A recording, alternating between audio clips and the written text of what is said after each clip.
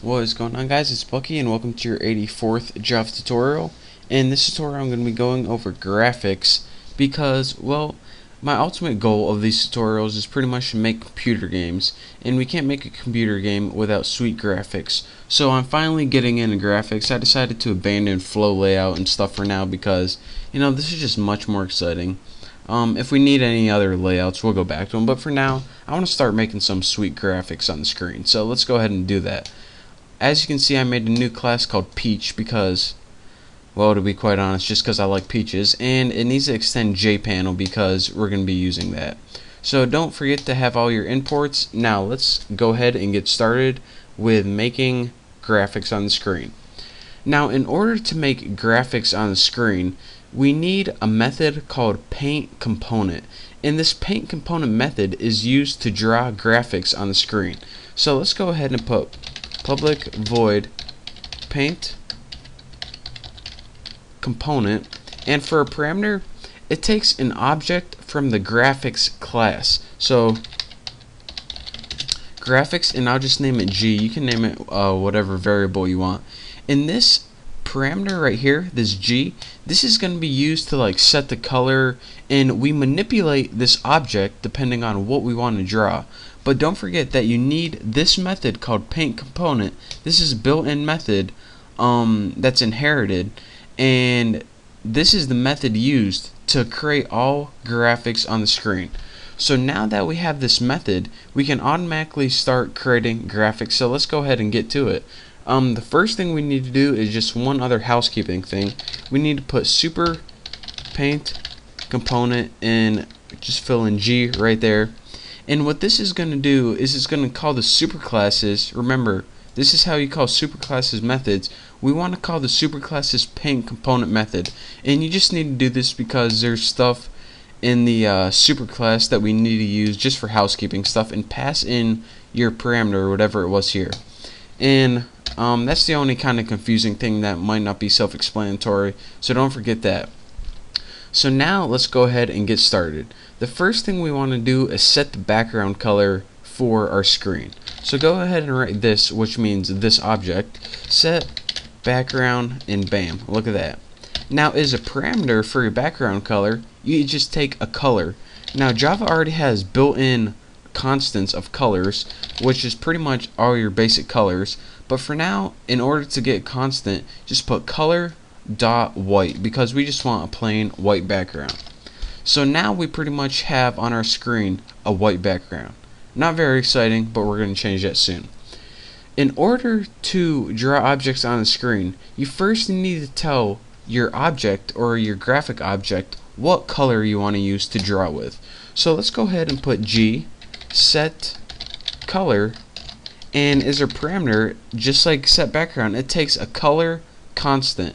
Now let's go ahead and set our color to color.blue, and make sure blue is in all caps, and that means constant in Java. So now that we have a color for our graphics object, we can begin drawing a rectangle on our screen. So the first thing I'm going to tell you guys is how to draw a rectangle, and to do that it's fill rect. And what this is going to do is it's going to give you 4 parameters, and this is going to draw a rectangle, a solid rectangle on the screen. So the first parameter it takes is the X parameter and Y. Now this top left corner of your window is 0, 0, and from left to right this is the X from left to right, and Y is up and down. So let's go ahead and make the coordinates X and Y, and you should know this if you ever took a math class in your life. So at 25, 25, which would be somewhere around here, 25 over and 25 down, that is where we want the top left of the rectangle to be. Now, how wide do we want the rectangle to be? Let's just go ahead and put 100 pixels wide by 30 pixels high. So now we got our color and our coordinates of our rectangle right here. So now we just have a blue rectangle chilling on our screen. But I want to tell you guys something else you can do. Next, we can go ahead and put set color, and we can set the color again, or pretty much reset the color.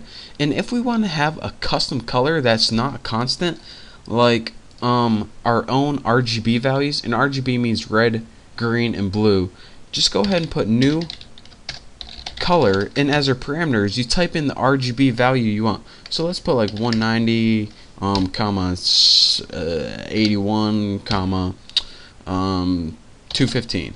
Make sure none of these values go above 255. And this pretty much means, alright, how much red do we want it? 190 red, 81 green, and 215 blue. What color this is, I'm not sure, but I know that it's going to be some weird color.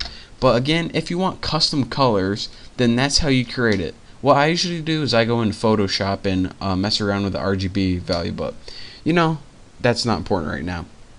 So now let's go ahead and put this rectangle, or draw a rectangle. So G, fill, rect. And again, we have to fill in all our parameters. So where do we want to, we can't have it start in the same place. So let's have it like start at 25 over, but we'll have this one go 65 down, since this one ends at 55. So again, this is the Y and this is the height. So this will give us 10 pixels of padding, and you can mess around with this on your own. And we'll make it the same width and height for, you know, it's just nice to be constant. Get it? Constant? I just made it up. It's not even a joke really. But anyways, now we have two rectangles chilling on the screen. So the last thing I want to show you guys is that not only rectangles, but you can actually draw text on the screen. So let's go ahead and change our color one more time, just because we don't want everything the same color on the screen. It's going to be boring. Set color, and we'll just change this color to like red or something using color.red is our constant. And now let's just go ahead, and this is how you draw strings or text on the screen. G.draw string. How easy is that? Now your iterator is pretty much what do you want the string to say, and this is some text, and make sure you spell text wrong or else it won't work. I'm just kidding. And now where do you want it to appear? Well, let's make an X 25, and let's see, 120. That should be below everything. So now we have a rectangle right here, a rectangle under it, and some text under that. So now I already did this all. I forgot I already did this all, but pretty much make a new frame with your title, set the close operation, don't forget to do that, and then make an object of your class, whatever you named it. I had a peach class, so I named it P. Add it to the frame, set the size of your window, and make sure you set the visible to true so it actually appears. And now if we go ahead and run this program, you see that we created two rectangles that were filled in because we used the method fill rectangle. And again, if I do this, you can see that the coordinates for the first one, the blue one, were 25 over, 25 down. This is 100 wide and 30 pixels tall. And next we set the color again, and we gave it our custom color. Evidently this is some kind of purple color, and this has RGB value of 190, 81, 215, and this is 25 over, 65 down, and that's your top left point right there, 100 wide and 30 tall.